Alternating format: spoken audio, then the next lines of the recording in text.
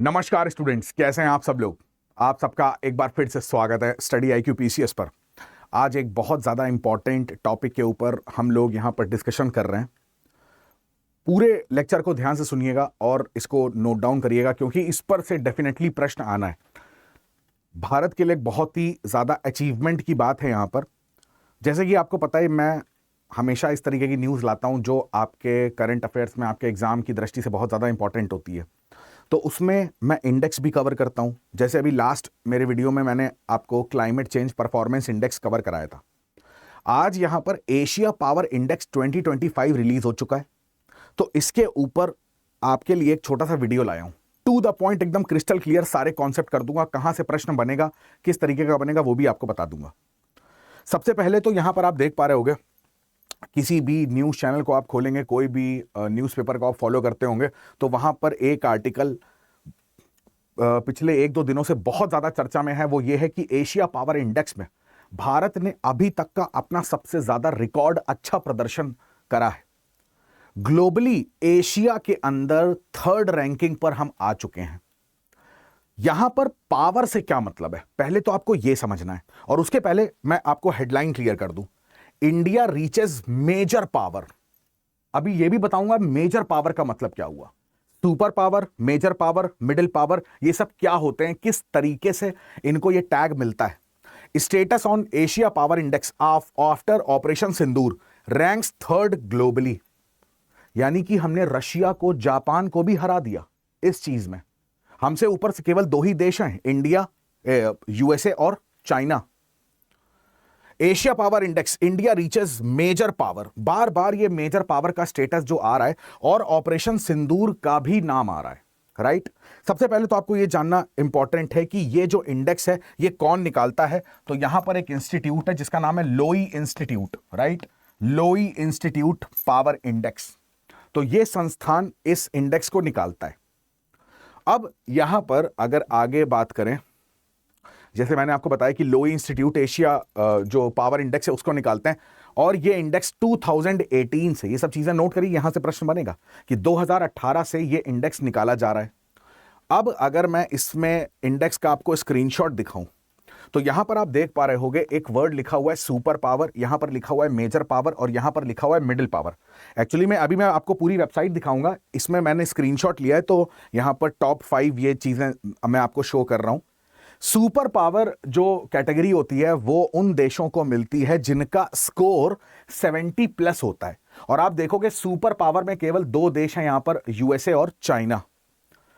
Major power की जब बात होती है तो यहां पर आप देखोगे 40+ जिनका स्कोर होता है उसको मेजर पावर का दर्जा मिलता है, और केवल एक ही देश है यहां पर, हमारा प्यारा भारत। स्कोर कितना है? 40। राउंड फिगर में स्कोर है, तो उसको ध्यान रख लीजिएगा, इतना कठिन नहीं है जिसको आप याद ना कर पाए, राइट। और यहां पर इसकी भारत की रैंकिंग कितनी है? 3rd। तो मेजर पावर में केवल एक कंट्री यहां पर आ रहा है। मिडिल पावर की बात करेंगे तो यहां पर है जापान और रशिया, और मिडिल पावर का मतलब यह होता है कि 10+ स्कोर से और 40 से कम जिसका होता है उसको यहां पर मिडिल पावर में रखते हैं। तो पहली बार भारत जो है वो मिडिल पावर से स्विच होकर कहां पर आ गया है? मेजर पावर में। अब यहां पर बात होती है कि ये जो इंडेक्स है, बेसिकली ये जो स्कोर बताया जा रहा है 30, 40+, 70+, ये किस बेसिस पर आप निकालते हो? Most important. तो यहां पर आप देखो, यहां पर जो पावर शब्द है ना, इसको तुम्हें बहुत अच्छे से क्लियर समझना है। पावर का मतलब क्या है? शक्ति। तो यहां पर क्या केवल अपने वेपन्स की शक्ति की बात हो रही है? यहां पर क्या केवल मिलिट्री कैपेबिलिटी की बात हो रही है? तो ऐसा नहीं। यहां पर शक्तियों की जब भी हम लोग बात करते हैं पावर्स की, तो वो 2 तरीके की होती हैं। एक आपको पता है जिसको हम लोग बोल देते हैं ये है हार्ड पावर, है ना, और एक होता है जिसको हम लोग बोल देते हैं सॉफ्ट पावर। हार्ड पावर का सिंपल सा मतलब होता है कि वेपन्स आपके पास कितने ज्यादा मॉडर्नाइज वेपन्स हैं, कितने नंबर ऑफ क्वांटिटी में वेपन्स हैं, कितनी आपकी जो डिफेंस है, जो पर्सनल्स हैं, उनकी संख्या कितनी है। तो ये तो होती हार्ड पावर। आप किसी को वेपन्स के जरिए इन्फ्लुएंस करते हैं। याद रखना, मैंने वर्ड बोला है इन्फ्लुएंस। आप अपनी मिलिट्री पावर शो करके किसी देश से वो करवाते हैं जो आप करवाना चाहते हैं। और दूसरी होती है यहां पर सॉफ्ट पावर। सॉफ्ट पावर का मतलब है कि यहां पर कोई मिलिट्री दिखाकर, अपनी डिफेंस कैपेबिलिटी दिखाकर आपको इन्फ्लुएंस नहीं कर रहा है। यहां पर वो अपने आर्ट्स, अपने म्यूजिक, अपना स्पोर्ट्स, फिल्म्स, मूवीज, कुछ ऐसी चीजें दिखाकर एक ट्रस्ट कायम करता है लोगों पर कि हाँ नहीं, इंडिया ने ये बोला होगा तो ये होगा, इंडिया ने स्टेटमेंट दिया है तो यही सही है। तो इसे कहते हैं सॉफ्ट पावर। एक होता है भाई डरा धमका कर अपनी चीजें मनवाना, एक होता है कि हम अपने ऐसे बिहेवियर से लोगों को इंप्रेस करें, लोगों का ट्रस्ट हमारे ऊपर बने। हमने कुछ सॉफ्ट पावर ऐसी दे रखी है दुनिया को, हमने योगा दे रखा है, हमारी मूवीज इतनी ट्रस्टवर्दी हैं, हमारा स्पोर्ट्स में इतना अच्छा लेवल है, तो लोगों को लगता है कि नहीं, इंडिया जो बोलेगा वो सही है। तो इस तरीके की दो पावर्स यहां पर आपको समझ में आ गई। अब यहां पर जब इस इंडेक्स की बात करते हैं तो यहां पर होता है एक पावर रिसोर्सेस और दूसरा पावर इन्फ्लुएंस। इन्फ्लुएंस का सिंपल सा मतलब है, आप इसमें दोनों चीजें ले सकते हैं, हार्ड प्लस सॉफ्ट। कैसे भी करके इस पूरे इंडेक्स में पावर को दो भागों में डिवाइड करा गया है। एक तो है कि भाई आप सीधे सीधे बता दो आपके पास रिसोर्सेस कितने हैं, कितने आपके हथियार हैं, कितने डिफेंस पर्सनल है, आपकी सेना कितनी बड़ी है, कितने टाइप के हथियार हैं, कितने वैरायटी वेपन्स हैं आपके पास, सीधी सी बात है। और दूसरा होता है आपका इन्फ्लुएंस, आपका किस तरीके से आपकी पावर का प्रभाव पड़ता है, वो चाहे सॉफ्ट पावर हो चाहे हार्ड पावर हो। इतनी चीज समझ में आई। अब जब यहां पर रिसोर्सेस की बात करते हैं तो यहां पर इकोनॉमिक कैपेबिलिटी की बात भी आती है। भाई जितना डिफेंस बजट होगा आप उतने ही परचेजिंग कर पाओगे। या तो आप मैन्युफैक्चरिंग करते हो तब भी बहुत अच्छी बात है, तो यानी कि आपकी टेक्नोलॉजी किस लेवल पर है। अदरवाइज आपको चीजें परचेज करनी पड़ती हैं तो उसके लिए चाहिए फंडिंग, पैसा। यहां पर बात हो रही मिलिट्री कैपेबिलिटी की। मैंने जो आपको बताया कितना कैपेबिलिटी है, कितना सामर्थ्य है आपकी मिलिट्री पे, और सामर्थ्य कैसे, हथियारों के टर्म्स में। रेजिलियंस कितना है, फ्यूचर रिसोर्सेस कितने हैं। आप जैसे फॉर एग्जांपल डीआरडीओ, एचएएल है ना, भारत हैवी इलेक्ट्रॉनिक्स लिमिटेड, ये सब चीजें जो आपकी पीएसयूज हैं वो कितना ज्यादा काम कर रही हैं। प्राइवेट सेक्टर कितना ज्यादा काम कर रहा है डिफेंस को लेके। तो फ्यूचर रिसोर्सेस कितने, इनोवेशन कितना हो रहा है, रिसर्च और डेवलपमेंट कितना हो रहा है। तो ये सारी चीजें तो यहां पर आ जाती हैं कि भाई रिसोर्सेस, केवल रिसोर्सेस, क्वांटिटी पे फोकस है, क्वांटिटी एंड क्वालिटी पे फोकस है।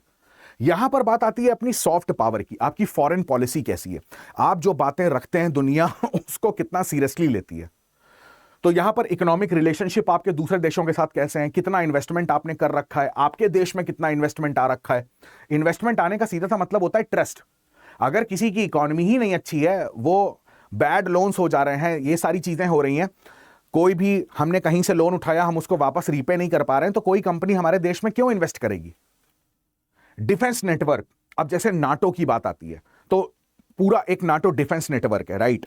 हमने किसी के साथ स्ट्रैटेजिक पार्टनरशिप साइन कर रखी है, हमने किसी के साथ डिफेंस डील साइन कर रखी है। क्या हमने किसी के साथ ऐसी डील साइन कर रखी है जैसा कि नाटो का आर्टिकल है कि कलेक्टिव रिस्पॉन्सिबिलिटी वाला। डिप्लोमैटिक इन्फ्लुएंस, फॉरेन पॉलिसी, हम हमारे विदेश मंत्री या भारत सरकार की तरफ से कोई स्टेटमेंट आता है तो उस पर कितने लोग ट्रस्ट करते हैं। कल्चरल इन्फ्लुएंस, मैंने आपको बताया, योगा, म्यूजिक, स्पोर्ट्स, मूवीज। तो ये आपको पहले समझना बहुत जरूरी है कि पावर को केवल इस टर्म में मत समझिए कि मिलिट्री पावर, वो भी इसका इंपॉर्टेंट फैक्टर है, बट उसके अलावा सॉफ्ट पावर की भी बात होती है। आपसे कितना लोग इन्फ्लुएंस होते हैं, ये पावर है आपके पास। तो अब यहां पर इन सारे पैरामीटर्स को ध्यान में रखते हुए ये जो इंडेक्स है वो निकाला जाता है, जिसमें भारत की रैंकिंग कितनी आई है, थर्ड, स्कोर कितना है 40, और हम किस कैटेगरी में बिलोंग करते हैं, मेजर पावर में। अब मैं आपको इसकी वेबसाइट में लेके जाऊंगा जहां पर और ज्यादा चीजें आपको यहां पर समझ में आएंगी। तो यहां पर पहले आपने देखा यूनाइटेड स्टेट्स, चाइना, और थर्ड नंबर पे इंडिया, फोर्थ पे जापान, और यहां पर फिफ्थ में रशिया। आपके मन में एक प्रश्न आएगा, ये हेडिंग तो है एशिया पावर इंडेक्स की, बट यहां पर यूएसए क्या कर रहा है। तो अब यहां पर यूएसए क्या कर रहा है, इसका जो आंसर है वो दोनों तरीकों से मैं आपको दूंगा। एक तो पावर इन्फ्लुएंस में और दूसरी पावर की कैपेबिलिटी में। आप देखोगे कि एशिया के कितने सारे देश ऐसे हैं, जैसे फॉर एग्जांपल यूएसए की बात करें तो जापान के साथ उसकी डिफेंस डील है, फिलीपींस के साथ, साउथ कोरिया के साथ। तो जितने ये एशिया के देश हैं वहां पर आप देखने का यूएसए का आपको बेस देखने को मिलता है। दूसरा, आप देखोगे कि बहुत सारे देशों के ऊपर इंफ्लुएंस रहता है यूएसए का, वो उसकी सॉफ्ट पावर की टर्म्स में हो या हार्ड पावर के टर्म्स में हो। डियागो गार्सिया, वहां पर आपको बेस देखने को मिलेगा। तो इंडियन ओशन में भी आपको उसका नेवल बेस या एयरफोर्स बेस, मतलब डिफेंस बेस देखने को मिल रहा है आपको। तो एशिया में मैक्सिमम इंफ्लुएंस अगर किसी कंट्री का है जो एशिया में बिलोंग नहीं करता है, तो ये इंडेक्स में उसको भी रखा गया है, और यूएसए इसका प्रबल एग्जाम्पल है। यहां पर यह चीज समझ में आ रही है। अब आपके मन में आ रहा होगा कि यहां पर देखें जरा कि पाकिस्तान की रैंकिंग कितनी है। तो आप यहां पर देखोगे पाकिस्तान की जो रैंक है वो आती है 16 रैंक पे। और अगर इसकी कैटेगरी की बात करें तो कैटेगरी में आप देखोगे ये मिडिल पावर्स में लाई करता है, राइट। तो 16वें नंबर पे कौन आता है? पाकिस्तान, ठीक है। अगर सबसे माइनर पावर की बात करेंगे तो यहां पर आप देखोगे बांग्लादेश 20th नंबर पे, श्रीलंका 21st पे। तो सबसे लास्ट आता है पपुआ न्यू गिनी। तो केवल 27 देशों को यहां पर यह इंडेक्स ने रैंक दिया है। आप जरा एक बार इंडिया की रैंकिंग, यहां पर इंडिया को और अच्छे से समझते हैं कि कहां पर हमारी जो रैंकिंग है वो इंप्रूव हुई है, कहां पर हमारी रैंकिंग जो है वो डिक्लाइन करी है। तो जरा इसको ध्यान से देखना। यहां पर आप देखोगे कि कंट्रीज दैट इन्फ्लुएंस इंडिया, तो भारत पर कौन से देशों का प्रभाव पड़ता है? तो आप देखोगे चाइना का, यूरोपियन यूनियन का सेकंड नंबर पे, थर्ड नंबर पे यूएस का, फिर यूएई का, और फिर यहां पर आता है रशिया का। कंट्रीज इन्फ्लुएंस्ड बाय इंडिया, हमसे कौन से कंट्रीज इन्फ्लुएंस्ड होते हैं? तो नेपाल सबसे ज्यादा, श्रीलंका, रशिया, बांग्लादेश। मैं कहूंगा ये पहले वाले तो आप बिल्कुल अपनी कॉपी में नोट कर लीजिए, इस पर आपसे क्वेश्चन पूछा जा सकता है, राइट। अब मैं यहां पर आपको दिखाता हूं कहां कहां पर हमने रैंक इंप्रूव करी है, तो ध्यान से देखेंगे। तो यहां पर कॉम्प्रिहेंसिव पावर की बात करेंगे तो हमारी थर्ड रैंकिंग आई है, स्कोर है हमारा 40। तो इसमें तो आपको कुछ समझना नहीं है, राइट। यहां पर आप देखो, आपको कुछ इंपॉर्टेंट पॉइंट, इकोनॉमिक कैपेबिलिटी की जहां पर बात होती है तो इसमें हमने रैंक इंप्रूव करी और हमारी रैंक इसमें थर्ड आई है, जो मैंने आपको अभी पैरामीटर्स दिखाए थे, राइट। मिलिट्री कैपेबिलिटी की बात करते हैं तो इसमें हमारी रैंकिंग फोर्थ है, तो इसमें भी हमें इंप्रूवमेंट देखने को मिला है। तो इन दोनों फैक्टर्स में इंडिया ने अच्छा काम किया। फिर यहां पर आता है resilience, capacity to deter real और potential threat to state stability. यहां पर इंडिया थोड़ा सा लो परफॉर्मेंस यहां पर करा गया। अब यहां पर बेसिकली बताने की कोशिश ये कर रहे हैं कि देखो ऑपरेशन सिंदूर, इसका बाकायदा इन्होंने जिक्र करा, लोवी इंस्टीट्यूट है, राइट, कि ऑपरेशन सिंदूर में दुनिया ने देखा कि हमने क्या प्रॉपर स्ट्रेटजी बनाई, किस तरीके से हमारे फाइटर प्लेन्स जाते हैं और वहां पर जो बेसेस हैं उनको बॉम्बिंग उनकी करके वापस चले आते हैं, और जो एक प्रॉपर स्ट्रेटजी हो सकती थी। तो अभी उसकी बहुत तारीफ हुई। मगर यहां पर आपको एक चीज देखनी पड़ेगी कि जब भी यहां पर इंफॉर्मेशन का वॉर होता है तो इंफॉर्मेशन के वॉर में पाकिस्तान हमसे थोड़ा सा आगे निकल गया। यहां पर उसने फॉल्स नैरेटिव इतने ज्यादा सेट करे, फॉल्स इंफॉर्मेशन इतनी ज्यादा फैलाई दुनिया में कि दुनिया उसको ट्रस्ट करने लगी। तो ये जो एक पोटेंशियल थ्रेट है, इसमें यहां कहीं ना कहीं हम लैग कर गए। हमने बहुत देरी कर दी प्रेस कॉन्फ्रेंस करने में, बहुत देरी कर दी अपने यहां से, जो हम लोगों ने एक पूरा मंत्रिमंडल भेजा दूसरे देशों में जाकर ऑपरेशन सिंदूर के बारे में क्लैरिफाई करने में। और ये चीजें आपको एक तो पॉलिटिकल लेवल पर भी देखने को मिली, दूसरा स्पोर्ट्स के क्षेत्र में भी देखने को मिली, किस तरीके से पाकिस्तानी प्लेयर जो थे वो ऐसी ओछी हरकतें ग्राउंड पे कर रहे थे, वहां के जो ऑडियंस थी वो कर रही थी। तो इससे साफ पता चलता है कि हम कहीं ना कहीं इंफॉर्मेशन वॉर गेम में थोड़ा सा पीछे रह गए। दूसरा, यहां पर हमको लोअर रैंक मिली है फ्यूचर रिसोर्सेज में। तो यहां पर future economic, military and demographic resources, यहां पर इसकी बात करी जा रही है। तो कहीं ना कहीं हमें इसमें और ज्यादा ध्यान देना पड़ेगा। जैसे कि सबसे अच्छा इसका एग्जांपल मैं आपको बताऊं कि जिस तरीके से जो हमारी एयरफोर्स है उसको जितने फाइटर प्लेन्स चाहिए, तो अभी हम उस क्वांटिटी, उस मतलब लेवल तक नहीं पहुंचे हैं। तो अभी भी हमें डिमांड है बहुत ज्यादा फाइटर प्लेन्स की, राइट। तो एचएएल उतना प्रोडक्शन नहीं कर पा रहा है। तो कहीं ना कहीं ये दिखा रहे हैं कि फ्यूचर रिसोर्सेज में हमें और काम करना है।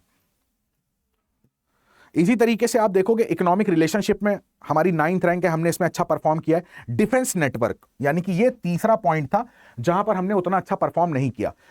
इसका सिंपल सा मतलब है कि देखो भाई, हम शुरुआत से ही गुट निरपेक्ष रहे हैं, राइट, नॉन अलाइनमेंट। तो हम किसी गुट में शामिल नहीं हुए। यहां पर ये नेटवर्क्स का मतलब ही है कि हमारा किसी के साथ ऐसा डील नहीं है कि जिस तरीके से नाटो का आर्टिकल 5 हो कि भाई हमारे ऊपर अटैक करेगा कोई तो दूसरा देश आ जाएगा। तो हमने किसी के साथ ऐसी डील कोई साइन नहीं करी है।